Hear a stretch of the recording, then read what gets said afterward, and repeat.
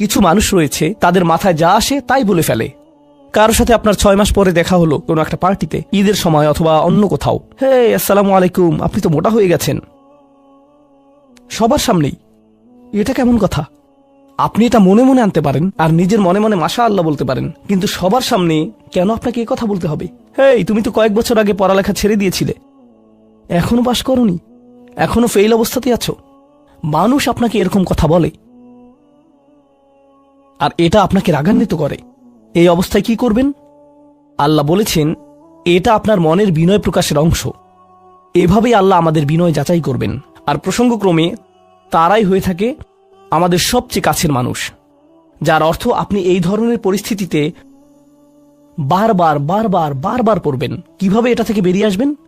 আল্লাহ বলছেন ওয়াইদা খাতাবাহুমুল জাহিলুনা ক্বালু সালামা। এটা দিয়ে কতিপয় জিনিস বোঝায়। আমি এখানে সেই কয়েকটি শিক্ষা নিয়ে আলোচনা করব।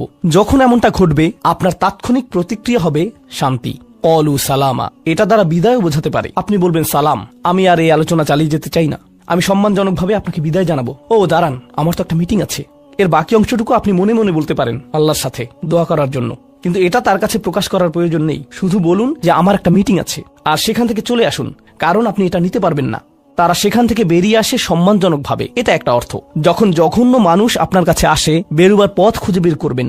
কোরআন এই সূরাতে আরো পরে যা বলেছে যে মাররু কিরামা, সম্মানজনকভাবে তারা এটা অতিক্রম করে চলে যায়। কিছু কিছু মানুষ আছে যারা এমন কথা বলতে চায় যা আপনাকে রাগান্বিত করবে। তারা আসলে এটা করে মজা পায়। তারা কথা বলবে শুধু আপনাকে উত্তেজিত করার জন্য। আর তাদের কেউ কেউ জানে যে ঠিক কি বলতে হবে, কারণ তারা আপনার সাথে আগেও কথা বলেছে। আর তারা জানে যে কোন জিনিস আপনাকে রাগিয়ে তুলে, তাই তারা জানে যে কোন বাটনটি প্রেস করতে হবে আর কিভাবে আপনাকে বিরক্ত করতে হবে। আপনি বসে আছেন, আমি উত্তেজিত হব না, আমি উত্তেজিত হব না, আমি উত্তেজিত হব না, কিন্তু তার কথা শুনে আপনি বিশাল দানবে পরিণত হয়ে গেলেন, যার ফলে সব ধ্বংস হয়ে যাবে। আর সেই ক্ষেত্রে আপনাকে আগে এটা রোধ করতে হবে। আপনি এখানে কথা বলতে পারেন আর বলতে পারেন যে দেখুন, আমি এই বিরোধ চাই না, আসুন শান্তিপূর্ণ সময় ব্যয় করি, আসুন এই বিষয়টা নিয়ে আজ আর কথা না বলি, এতে অনড় থাকুন। এটা দিয়েও ক্বালু সালামা বোঝায়। আমি আপনার সাথে ঝগড়া করতে চাই না, আমি শুধু চাই আলোচনাটা যাতে কুৎসিত পথে এগিয়ে না যায়। কখনো কখনো আমরা ভদ্রতা দেখাই, আর সেই সুযোগে মানুষ আমাদেরকে অসম্মানজনক কথা বলতে থাকে, এবং আত্মবিশ্বাসের সাথে মানুষকে জানিয়ে দিবেন যে তাদেরকে থামতে হবে, তারা সীমা ছাড়িয়ে যাচ্ছে। এটা সঠিক নয়, এমনটা করা সম্মানহীনতা নয়, শিষ্টাচার বহির্ভূত নয়। আপনি নিজের জন্য রুখে দাঁড়াতে পারেন, কিন্তু এটা শুধু মর্যাদাপূর্ণ উপায়ে করতে হবে, এমনভাবে যা শান্তিপূর্ণ। এছাড়াও সালামা শব্দটিকে অনেকেই অবস্থা হিসেবেও দেখেছেন। অন্য কথায়, যখন তারা জবাব দেয় তারা পরিপূর্ণ শান্তিপূর্ণ অবস্থায় থাকে, এটা ভিন্ন একটা অর্থ। যখন জঘন্য মানুষেরা আপনার সাথে কথা বলে, তারা আপনাকে বিরক্ত করে, তারা রাগান্বিত করে, তারা মিথ্যার পর মিথ্যা, মিথ্যার পর মিথ্যা, মিথ্যার পর মিথ্যা বলে, আর আপনাকে সেখানে বসে এটা শুনতে হয় যেন এটা সত্য। আর তারা এটা অন্য মানুষের সামনে বলে, আর আপনি কোনো কারণ ছাড়াই ঝামেলায় পড়ে যান। যখন আপনি জবাব দেন, আপনার জবাব যাই হোক, জবাবটা শান্ত হওয়াটাই উত্তম।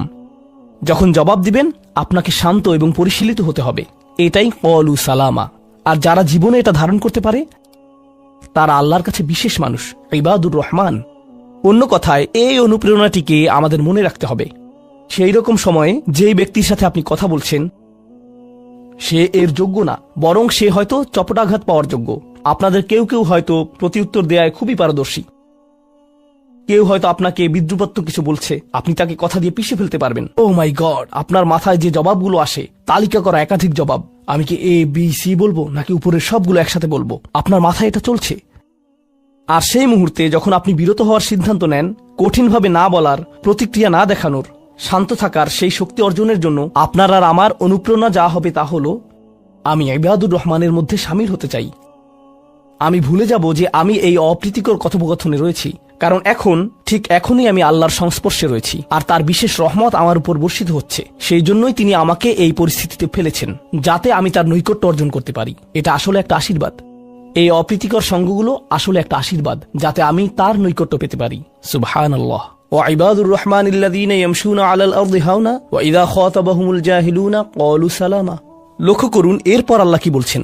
দ্বিতীয় শ্রেণীর মানুষেরা, তাদের বিশেষ গুণটি বর্ণিত হচ্ছে। প্রসঙ্গক্রমে এর অর্থ এটা না যে তারা অন্য কিছু করে না, যেমন তারা নামাজ পড়ে না, তারা হালাল খাবার গ্রহণ করে না। এগুলো তো থাকতেই হবে, তারা তো ইতিমধ্যে ইবাদ। এগুলো হলো ইবাদ হওয়ার বাইরের অতিরিক্ত গুণাবলী। দ্বিতীয় মহান গুণটি কি? দ্বিতীয় শ্রেণীর এই মানুষেরা যারা আল্লাহর কাছে প্রিয়, কোন জিনিসটা তাদের বিশেষ মানুষে পরিণত করেছে?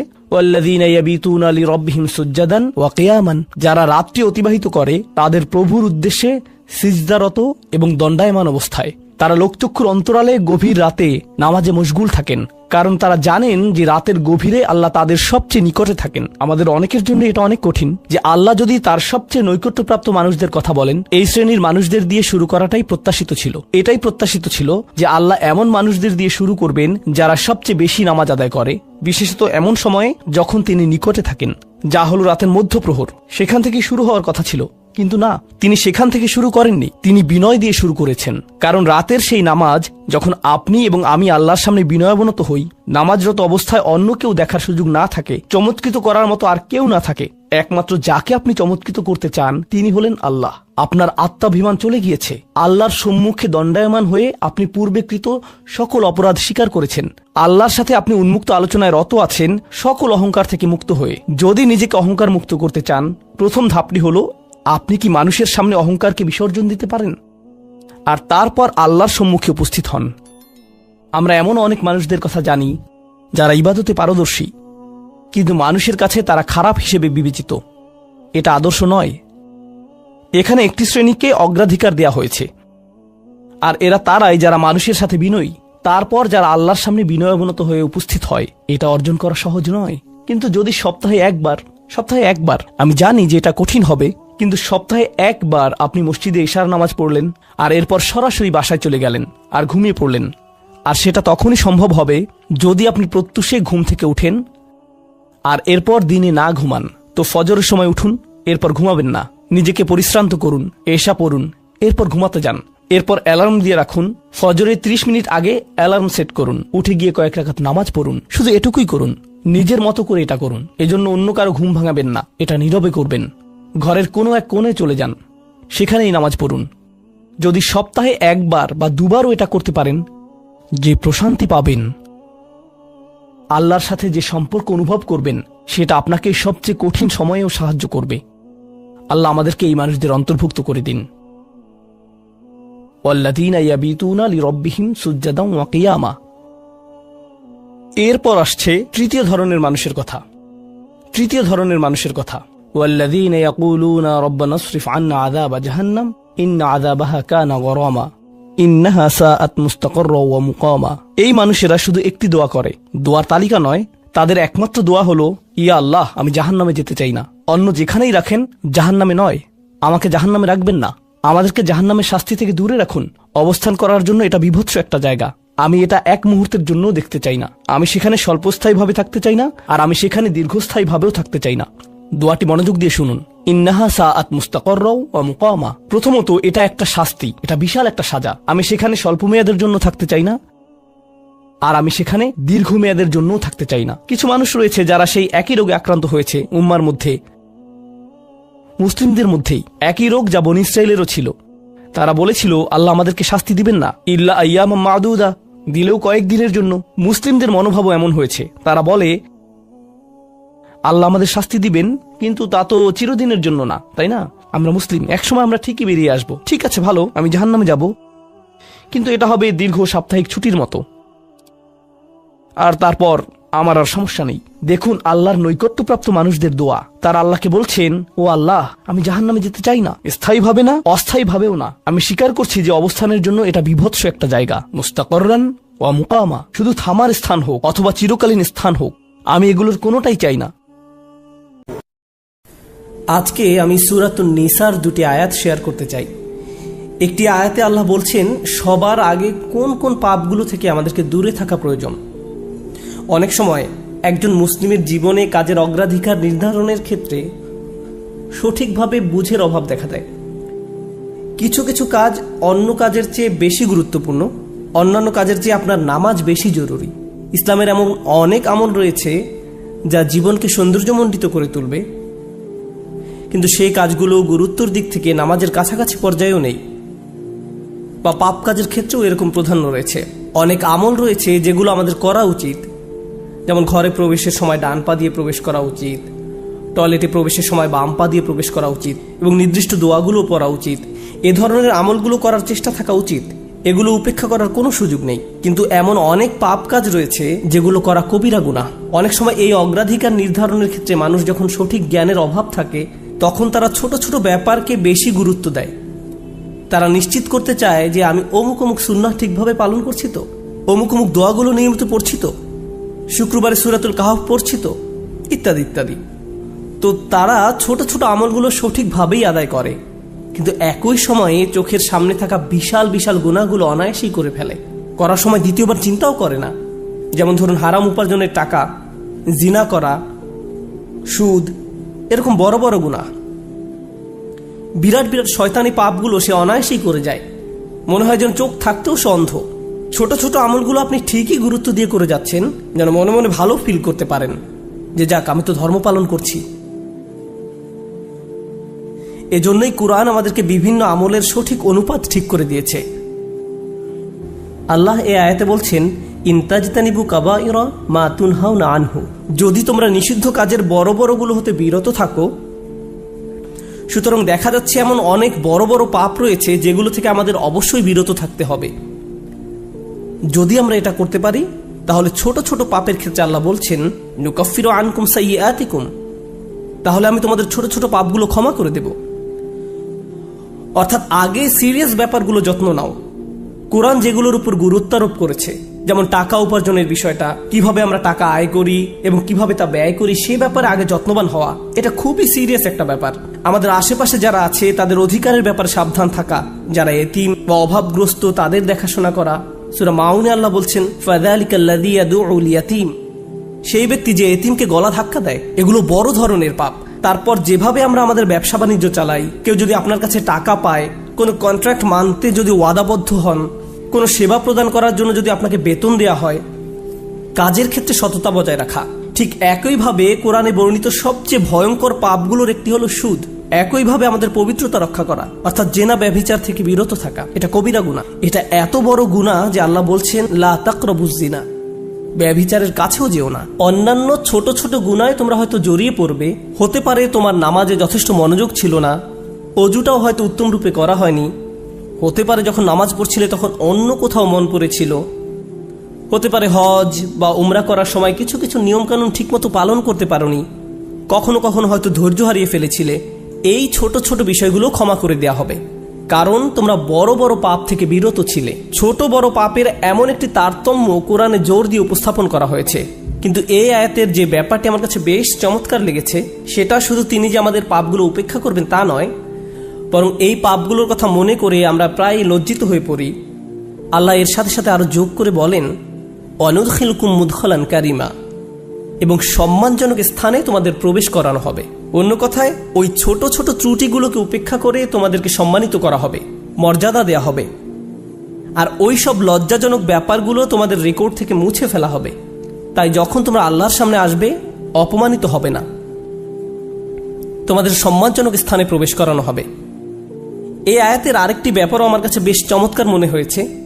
এই আয়াতের পূর্বের কয়েকটি আয়াতে কিছু কিছু কবিরা গুনাহ নিয়ে কথা বলা হয়েছে, যেমন ব্যবসায় প্রতারণা করা, কাউকে অন্যায়ভাবে হত্যা করা।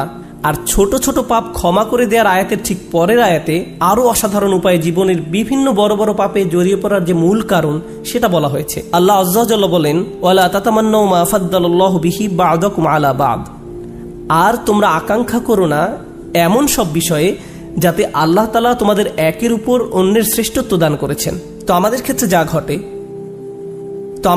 যা ঘটে যখন আমরা এমন কাউকে দেখি যে আমাদের চেয়ে বেশি টাকা উপার্জন করে, আমাদের চেয়ে তার চেহারাটাও বেশি সুন্দর, তার গাড়িটাও উত্তম, তার সাংসারিক জীবনটাও প্রশান্তির, কখনো কখনো ভাই বোনের মাঝেও এই হিংসা দেখা দেয়। যেমন আমি বলতে শুনেছি, আমার বোনের গায়ের রং আমার চেয়ে উজ্জ্বল। হিংসা বিভিন্ন প্রকৃতির হতে পারে। কারো ভালো কিছু থাকার কারণে আপনি তাকে ঈর্ষা করতে পারেন, এবং আপনার নিজের সেটা না থাকার কারণ নিয়ে সারাক্ষণ চিন্তা করতে পারেন। আর এই চিন্তা আপনাকে শেষ করে দিতে পারে। এটা ছোট বড় যে কোনো কিছুর জন্য হতে পারে। এটা বস্তুগত বিষয়, যেমন অর্থকড়ি, ঘরবাড়ির জন্য হতে পারে। আবার অবস্তুগত বিষয়, যেমন বাবার ভালোবাসা, মায়ের ভালোবাসার জন্যও হতে পারে। বাবা কেন তাকে এত ভালোবাসে, আমার প্রতি তো এত মনোযোগ দেয় না। মা সবসময় শুধু আমার দোষ দেখেন, তিনি কখনো ওর দোষ দেখেন না। মাঝে মাঝে পিতামাতার আচরণ ব্যাপারটাকে আরো জটিল করে তোলে, কারণ তারা বারবার বলতে থাকেন, কেন তুমি তোমার ভাইয়ের মতো হতে পারো না? ও কত লক্ষ্মী। তাদের এমন আচরণ পরিবারের ভিতরে আরো বেশি হিংসা তৈরি করে। আল্লাহ এখানে বলছেন, অন্যদের যা দেয়া হয়েছে তার জন্য আকাঙ্ক্ষা করো না। আপনি নিজেই তো দেখতে পান যে আপনার চেয়ে ভালো চেহারার মানুষ রয়েছে, আপনার আমার চেয়ে বুদ্ধিমান মানুষও রয়েছে, আমাদের চেয়ে বেশি টাকা কামাই করে এমন লোকজনও রয়েছে। পরিবারে এমন কেউ থাকতে পারে যে আপনার চেয়ে বেশি প্রশংসা লাভ করে। কখনো কখনো হয়তো অন্যায়ভাবে তাদেরকে প্রাধান্য দেওয়া হয়, কিন্তু অনেক ক্ষেত্রে আসল ব্যাপার হলো আল্লাহ তার জন্য রিজিকের যে দরজা খুলে দিয়েছেন তা তিনি আমার জন্য খুলেননি, তিনি আমার জন্য অন্য দরজা খুলে দিয়েছেন। আমরা অন্য একজনকে যা দেয়া হয়েছে ঠিক সেটাই কামনা করি। আল্লাহ আপনাকে আমাকে অন্য একজনের মতো করে বানাননি। আল্লাহ অন্য মানুষদের জন্য রিজিকের যে দরজা খুলে দিয়েছেন তা হয়তো আমার জন্য দেননি। আমাদের প্রত্যেকেরই রয়েছে জীবিকা উপার্জনের স্বতন্ত্র সুযোগ। আল্লাহর অনুগ্রহ অর্জন করতে হলে আমাদের প্রত্যেককে যে সুযোগ দেওয়া হয়েছে তার আলোকে কঠোর পরিশ্রম করতে হবে, অন্যদের সাথে নিজেকে তুলনা করে নয়। এই আয়াত যে ইতিবাচক বিষয়গুলোর প্রতি জোর দেয় সেটা আলোচনা করার পূর্বে আমি আরেকটা ব্যাপারে কথা বলতে চাই। এই হিংসা কেন অনেকগুলো বড় বড় গুনাহের মূল কারণ? আমাদের জানা মতে রেকর্ড করা ইতিহাসে আল্লাহর বিরুদ্ধে সর্বপ্রথম যে বিদ্রোহ করা হয় তা হলো ইবলিস শয়তানের বিদ্রোহ। আর এই বিদ্রোহের মূল কারণ ছিল হিংসা। সে কেন এত মনোযোগ পাচ্ছে? তাকে তো জাস্ট মাটি দিয়ে তৈরি করা হয়েছে। এভাবেই অবাধ্যতার শুরু। মানুষ পৃথিবীতে আসার পর সর্বপ্রথম যে পাপটি সংঘটিত হয় তা হলো কাবিল কর্তৃক তার ভাই হাবিলের হত্যা। সেটাও ছিল হিংসার কারণে। এই হিংসা এতটাই জঘন্য আর কদাকার হতে পারে যে আপনি যদি ইয়াকুব আলাইহিস সালামের মতো একজন মহান নবীর সন্তানও হয়ে থাকেন, আর আপনার ভাইও যদি হয়ে থাকেন একজন অসাধারণ ছেলে যে কিনা এখনো নবী না হলেও তার মাঝে নবীর বৈশিষ্ট্য বিদ্যমান রয়েছে, এই হিংসা আপনাকে এতটাই নিয়ন্ত্রণহীন করে দিতে পারে যে আপনি তাকে হত্যা করতে উদ্যত হতে পারেন। আমি যা বোঝাতে চাচ্ছি তা হলো হিংসা এবং ঈর্ষাকে ছোট করে দেখা উচিত নয়।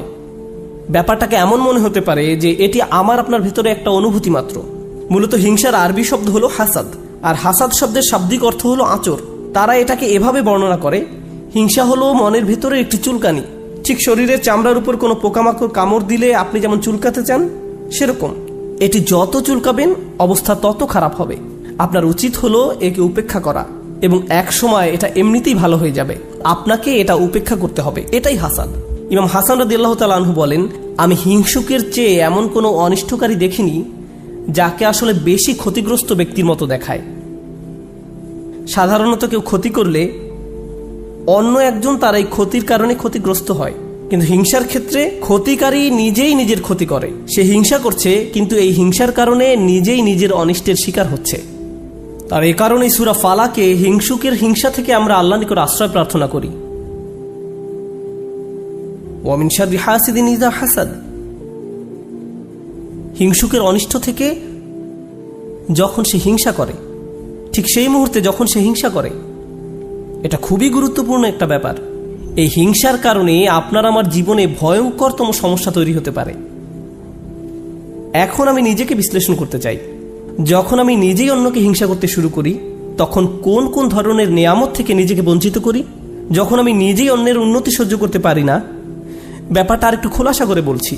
তামান্নি জাওয়ালিন নি'মা লিদুনিহি। আপনি ইচ্ছা করেন যে তার যেন এই নিয়ামতটি না থাকে। ব্যাপারটা এমন নয় যে আচ্ছা ওই ভাই খুবই শক্তিশালী, আমি যদি তার মতো শক্তিশালী হতাম। না না না, আমি ইচ্ছা করি যে সে অসুস্থ হয়ে পড়ুক আর আমি শক্তিশালী হয়ে উঠি। আপনি ইচ্ছা করেন তার মাঝে যেন ওই ভালো বিষয়টা না থাকে। কোন কারণে সে ওইটা পাবে? আচ্ছা সে প্রমোশন পেয়েছে, এখন আমারও ইচ্ছা হয় যে আমিও যেন প্রমোশন পাই। না না না, হিংসা হলো আমি চাই সে বরখাস্ত হোক আর আমি প্রমোশন পাই। আপনি তার ব্যর্থতা দেখতে চান। আপনার ভেতরের কিছু একটা চায় তার যেন পতন ঘটে। তার পতনের ফলে আপনার জীবিকায় সমৃদ্ধি আসে না, আপনার এতে কোনো উপকার হয় না, তবু আপনার ভেতরের কিছু একটা তার পতন কামনা করে। যদি তার পতন ঘটে তাহলে আপনার কাছে তা ভালো লাগবে। এটাই হলো হাসাদ। কিভাবে এটা একজনের ভালো দিক ধ্বংস করে দেয়? আমরা ইবলিস শয়তান সম্পর্কে জানি। আল্লাহ তাকে ফেরেশতাদের কাতারে রেখেছিলেন, এর চেয়ে উন্নত কোনো মর্যাদা হতে পারে না। কিন্তু হিংসা তাকে এত উচ্চ পর্যায় থেকে একেবারে নিম্নতম পর্যায়ে নামিয়ে দিয়েছে, আল্লাহর নিকট থেকে বহু দূরে সরিয়ে দিয়েছে। চিন্তা করতে পারেন এত বড় মর্যাদা কেড়ে নেওয়া হলো। এর মূল কারণ ছিল হিংসা। চিন্তা করতে পারেন? মূল কারণ হলো নিজেকে অনেক বড় কিছু মনে করা। হিংসার কারণে হত্যার মতো জঘন্য অপরাধ সংঘটিত হলো। আল্লাহ সূরা আরাফে বর্ণনা করেন, কাআন্নামা কাতালান নাসা জামিআ, সে যেন গোটা মানব জাতিকে হত্যা করলো। হিংসার কারণে হত্যার মতো জঘন্য অপরাধ সংঘটিত হলো। আর এই মহাপাপের মূল কারণও ছিল হিংসা। এই সকল উদাহরণের মূল শিক্ষা হলো আমাদের নিজেদেরকে ভালো করে বিশ্লেষণ করে দেখা উচিত আমরা নিজেরা এই রোগে আক্রান্ত কিনা। ভালো করে খতিয়ে দেখা উচিত আমাদের মাঝে এই ঘৃণ্য ব্যাধিটি আছে কিনা। মানুষ শুধু টাকা পয়সা নিয়ে হিংসা করে না, মানুষ প্রায় সব কিছু নিয়ে হিংসা করে। পরিবারের সবার মনোযোগের কেন্দ্রবিন্দু হওয়া, এটা এমনকি ধর্মীয় পরিমণ্ডলেও ঘটতে পারে। ভাই জানেন, অমুক শায়েখ, তার ভিডিও মানুষ বেশি দেখে। আপনি তার ফলোয়ারদের সাথে নিজের ফলোয়ারদের তুলনা করছেন কেন? মাহফিলে তাকে কেন প্রধান বক্তা করা হলো, তাকে কেন সবচেয়ে ভালো সময় বক্তব্য দিতে দেয়া হলো? এমন ঘটনা মসজিদেও ঘটতে পারে। ভাই দেখেছেন তারা কত টাকা তুলেছে, আমরা এত টাকা তুলতে পারিনি। আর এই মনোভাব প্রতিযোগিতায় সীমাবদ্ধ থাকে না, হিংসায় পরিণত হয়। কেন তারা আমাদের চেয়ে ভালো করছে? এই হিংসা এমনকি ধর্মীয় পরিমণ্ডলেও আঘাত করতে পারে। মদিনায় আসার পর সাহাবীরা ধারণা করেছিলেন মদিনার ইয়াহুদিরা সবার আগে ইসলাম ধর্ম গ্রহণ করবে। এ সম্পর্কে কোরআনে এসেছে, আফাতাতমাউনা আইয়ুমিনু লাকুম, তোমরা কি আশা করো যে তারা তোমাদের কথা ঈমান আনবে? কারণ তারা আহলে কিতাব, তারা ওহী অবতীর্ণ হওয়া সম্পর্কে অবগত ছিল। তারা রাসূল সাল্লাল্লাহু আলাইহি সাল্লামকে সেভাবে চিনত যেভাবে তারা তাদের ছেলে মেয়েদের চিনতে পারত। এর কারণ ছিল আসলে হিংসা। তারা এই ব্যাপারটা মেনে নিতে পারেনি যে নবী প্রেরণের অনুগ্রহটি বনী ইসরায়েলদের কাছ থেকে অন্যদের কাছে চলে যাবে। তারা চাইতো ওহী মুহাম্মদ সাল্লাল্লাহু আলাইহি সাল্লামের কাছে না এসে তাদের কারো কাছে আসুক। জীবনের এমন কোনো দিক নেই যেখানে হিংসার আক্রমণ হওয়ার সম্ভাবনা নেই। এটা আপনার চাকরি জীবনে প্রভাব ফেলতে পারে, ব্যবসায়িক জীবনে প্রভাব ফেলতে পারে, আপনার পারিবারিক জীবন, ব্যক্তিগত জীবন, ধর্মীয় জীবন, সামাজিক জীবন থেকে শুরু করে জীবনের প্রতিটি ক্ষেত্রে এর প্রভাব পড়তে পারে। সম্প্রতি বিশ্বের বিভিন্ন প্রান্তে ভ্রমণ করার অভিজ্ঞতা থেকে আমি এক নতুন ধরনের হিংসা সম্পর্কে অবগত হয়েছি। অনেক বোন এসে আমার কাছে প্রশ্ন করেন, এটা বলার কারণে হয়তো আমি সমস্যায় পড়তে পারি, যাই হোক, কোরআনে কেন পুরুষদের জন্য অমুক অমুক বিধান দেয়া হয়েছে আর নারীদের জন্য সম্পূর্ণ ভিন্ন বিধান দেয়া হয়েছে? পুরুষদের কেন বোরকা পরতে হয় না? আমাকে এই প্রশ্ন করা হয়েছিল। ডিভোর্স আইনের ক্ষেত্রে দেখা যায় আইনগুলো কেমন যেন পুরুষের অনুকূলে। মহিলারা জান্নাতে কি পাবে?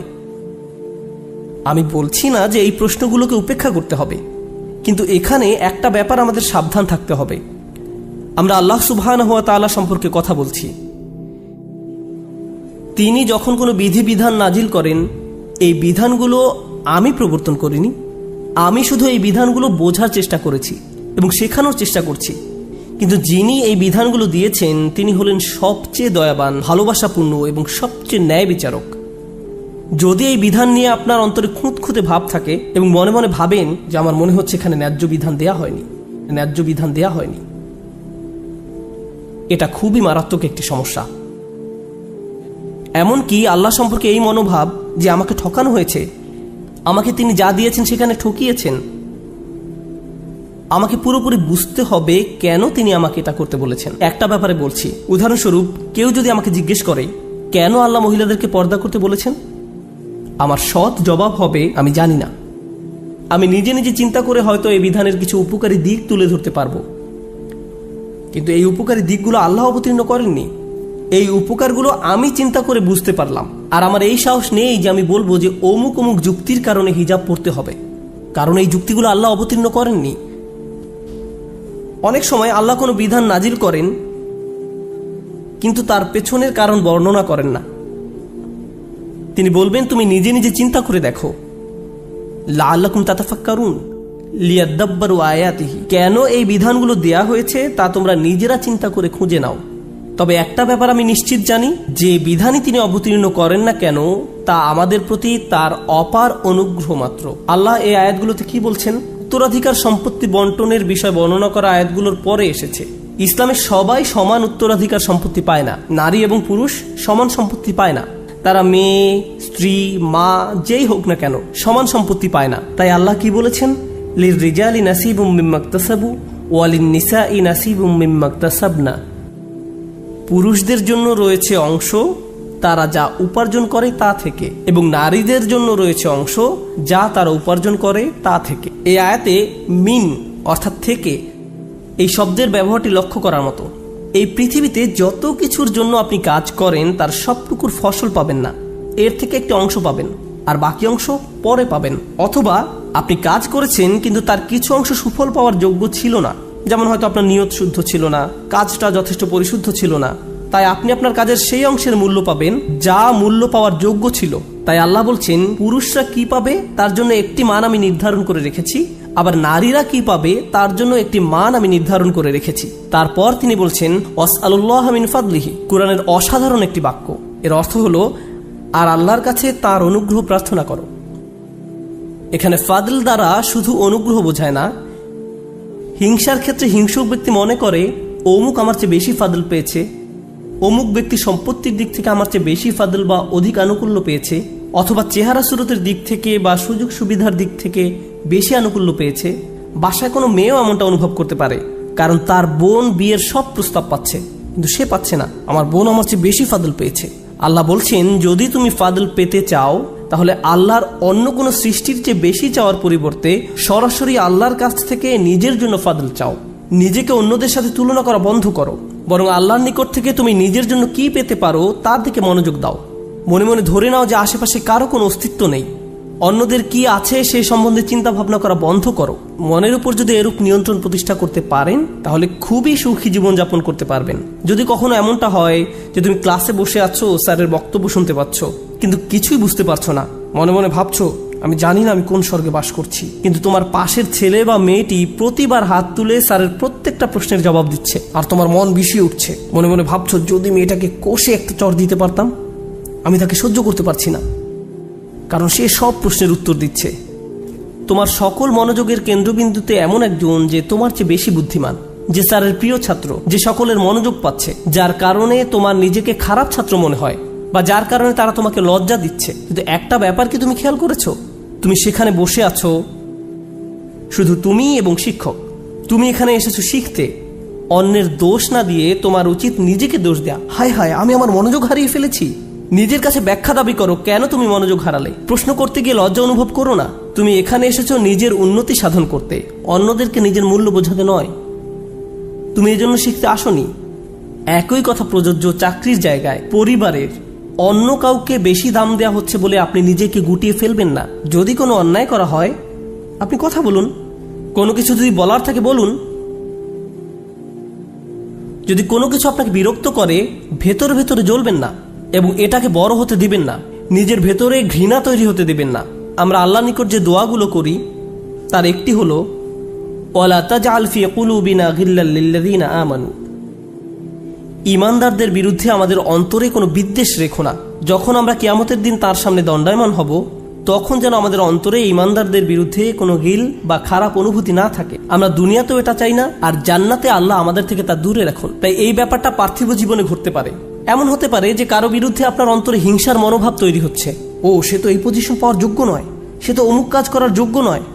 আপনার অন্তরে যদি এমন অনুভূতি তৈরি না হয় তাহলে সেটা খুবই ভালো। কিন্তু অনেক মানুষ আছে যারা এভাবে চিন্তা করে ওই লোক আমার চেয়ে অনেক বেশি বেতন পায়, সে কেন আমার চেয়ে বেশি বেতন পাবে। তারা কত টাকা বেতন পায় বা না পায় তার সাথে আপনার সম্পর্ক কি? আপনি কি করেন? আপনি কি অর্জন করেছেন?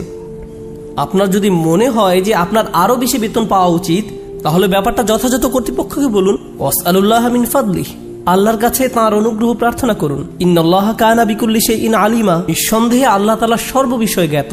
যখন আমরা অন্যের সাথে নিজেকে তুলনা বন্ধ করব, যখন পুরুষ বা নারী হিসাবে কি পেলাম বা কি পেলাম না এসব নিয়ে চিন্তা করা বন্ধ করব, অমুক অমুক ব্যক্তির কারণে আমি পেছনে পড়ে আছি এমন চিন্তা করা বন্ধ করব, আপনার এবং আল্লাহর মাঝে আর কেউ নেই। যদি কোনো বিষয়ে অগ্রগতি অর্জন করতে চান সরাসরি আল্লাহকে বলুন ওয়াসআলুল্লাহ মিন ফাদলিহি। অন্যথায় সারা জীবন ধরে কেবল অন্যের বিরুদ্ধে অভিযোগই করে যেতে পারবেন। কিভাবে তারা আপনার প্রতি অন্যায় করেছে, কিভাবে তারা আপনাকে সুযোগ থেকে বঞ্চিত করেছে, কিভাবে সবাই পেয়েছে কিন্তু আপনি পাননি। আর এভাবে অভিযোগ করলে আপনার জীবন তো দুর্দশাগ্রস্ত হবেই, আপনার কারণে আপনার আশেপাশের মানুষের জীবনও দুর্বিষহ হয়ে পড়বে। এই আয়াতটি নিয়ে সর্বশেষ যা শেয়ার করতে চাই, বিশেষ করে যখন আমরা তিলাওয়াত করি ওয়া মিন শাররি হাসিদিন ইযা হাসাদ, এখানে ইযা শব্দটির দিকে বিশেষ মনোযোগ দিন। কেউ কেউ বলেন এখানে হাসাদকে বর্ণনা করা হয়েছে একটি গুণ হিসেবে, শুধুমাত্র শব্দগতভাবে ইসমে ফাইল হিসেবে নয়, বরং একজন মানুষের একটি খারাপ গুণ হিসেবে, অর্থাৎ এমন ব্যক্তি যার মাঝে হিংসার প্রবণতা আছে। কিন্তু ইজা শব্দটি একটি বিষয়ের প্রতি বিশেষ ইঙ্গিত করে। আপনার মাঝে যদি এই গুণটি থেকে থাকে, তাহলে কোনো এক সময় কুৎসিত উপায়ে এর প্রকাশ ঘটবে, আজ না হোক কাল। খারাপ কিছু একটা আপনি করে বসবেন, কারণ আপনার মাঝে খারাপ গুণটি আছে। আপনি নিজেও হাসিদ হতে চান না, হিংসুক হতে চান না। আবার যারা হিংসা করে তাদের অনিষ্ট থেকে বাঁচতে চান।